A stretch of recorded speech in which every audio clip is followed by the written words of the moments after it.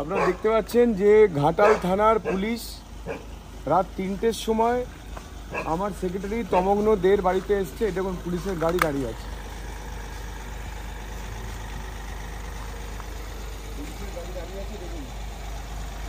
ঘাটাল থানার ওসি গাড়ির মধ্যে বসে আছেন। ঘাটাল থানার ওসি গাড়ির মধ্যে বসে আছেন। রাত ৩টে থেকে চলছে। ওনারা নাকি এখানে পাকিস্তানের টেরোরিস্ট ধরতে এসছেন। পাকিস্তানের টেরোরিস্ট ধরতে এসছেন এমন মনে হচ্ছে। দেখুন কত গাড়ি,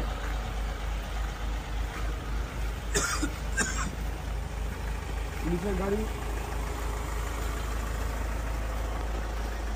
পুলিশের গাড়ি, চারিদিকে পুলিশে ৬ লাখ। পুলিশও ক্লান্ত হয়ে ঘুমিয়ে পড়েছে, শুয়ে পড়েছে। দেখুন ক্লান্ত হয়ে শুয়ে পড়েছে, আর পারছে না। সব নিষ্পাপ নির্দোষ মানুষগুলোকে এইভাবে আক্রমণ করতে এসছে। আর ঘাটালের অভিনেতা সাংসদ, তার পিএ সোনা চুরির কেস গুজরাটে, পুলিশ তাকে অ্যারেস্ট করতে যায়নি। আশা কর্মীকে চাকরি দেওয়ার নাম করে টাকা তুলেছিল, তাকে অ্যারেস্ট করতে যায়নি। পুলিশ তাকে অ্যারেস্ট করতে যায়নি। পিএ রামপদ মান্না, সে 1,80,000 টাকা নিয়েছিল, সে টাকা গিয়ে ফেরত দিয়ে দিয়েছে। তার নামে এফআইআর পর্যন্ত নেয়নি পুলিশ।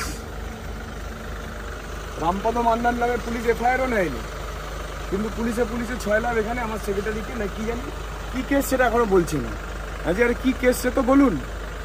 বলছে আপনাকে কেন বলবো? তার মা অসুস্থ, হার্টের পেশেন্ট, মা কান্নাকাটি করছে। মায়ের যদি কিছু হয়ে যায় পুলিশ দায়ী থাকবে তো? রাত ৩টের সময় পুলিশ এসছে। দেখুন ওসি বসে আছে এখানে, পুলিশ চারিদিকে, পুলিশ গোটা পাড়ায় চারিদিকে পুলিশে ৬ লাখ।